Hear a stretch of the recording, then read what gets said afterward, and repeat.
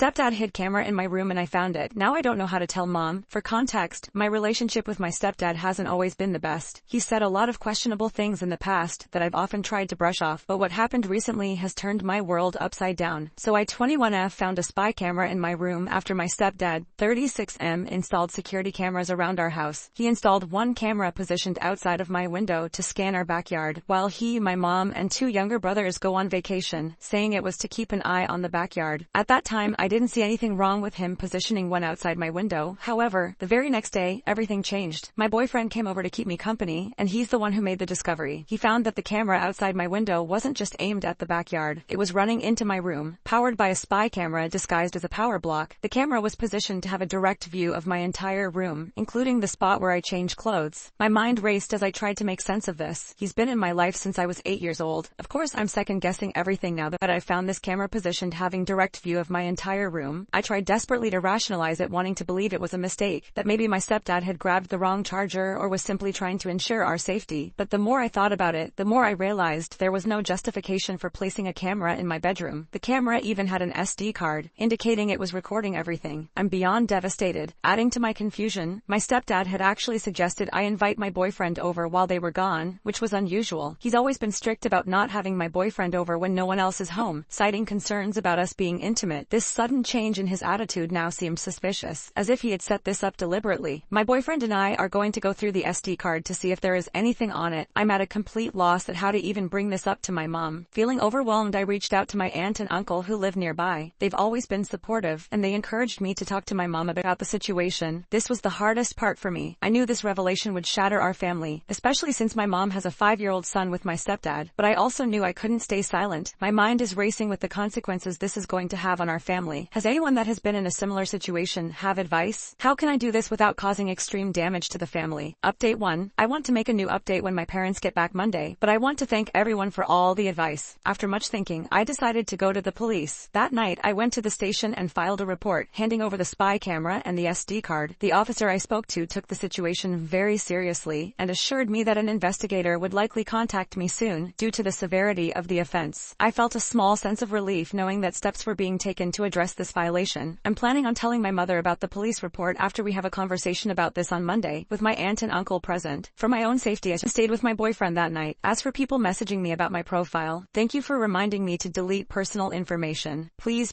do not dox or try to seek any sort of justice for me, as this may affect my case. Respect my privacy during this time, please, as it may be crucial during this investigation. This was the hardest thing I ever had to do, but whatever this shit was, it's ending with me. I hope I can get justice for myself and any other victims who may have been violated by him, since this will be heavily investigated, and the officer said it will likely be looked into further, such as search warrants and looking for more SD cards. I'm hanging on by a thread, but the support I have is what's keeping me together. Thanks again for all the love and supportive messages. I'll update again soon. Update 2. The next morning, my boyfriend and I returned to my house to search for more hidden cameras. We wanted to ensure there were no other devices in the bathroom or my brother's rooms. I was hesitant to search my parents' room, fearing there might be another camera that could capture me searching. My aunt offered to help, and we meticulously checked every corner of the house. Again, thank you everyone for the support. I'm trying as best I can to do this the right way and get as much done with the time I have left. I'm mentally and emotionally drained, but I'll be seeking resources once all of this is said and done. I'm reading everyone's comments, so I'm taking all the advice I can get. Update 3. I probably won't be able to update for a few days since today is the day that I talked to my mom, but I just wanted to share the plan I made and hopes for what happens today. After talking with my aunt, uncle, boyfriend, and my cousin, who is a civil lawyer, I've decided that I will speak to my mom in a separate location from my stepdad. Most likely I'll have her meet me somewhere outside of our home. I'll have my aunt with me, and this is where I'll explain everything to her. The camera, past uncomfortable experiences I've had with my stepdad that I originally brushed off because he was my dad, video footage of him deliberately setting it up and angling it, and footage of me in my room. I'm praying she understands why I had to go to my aunt instead of her, considering she was not in town, and I was worried for her safety if I told her what happened. I'm hoping with my aunt there and her being away from my stepdad that it'll prevent her from reacting out of anger and search for him and escalating the situation then and there, and I hope my aunt can provide some support for myself and her. I'm prepared for her to go through the same processes I went through, such as reasoning and denial, but with the evidence there's no possible way she can deny it. I'm preparing myself for the worst. I just hope that I I can be strong for her and support her as this all hits her like it did me. I will not be returning home or facing him today. My boyfriend will be on standby to pick up my brothers if needed, since my aunt has offered for them to stay with us, so my mom can talk to my stepdad without them there. I'll ask my mom to meet me and of course, not tell my stepdad about the circumstances. Maybe she can tell him she's going to the grocery store. I don't want him getting any hints that she could be meeting with me. I know I've said it a lot, but I truly do appreciate the support system I have, not only with my family but here too. This has been a nightmare, but hearing everyone's stories about this, proving it's way too common, is what is helping me get through this and pushing me to do the right thing.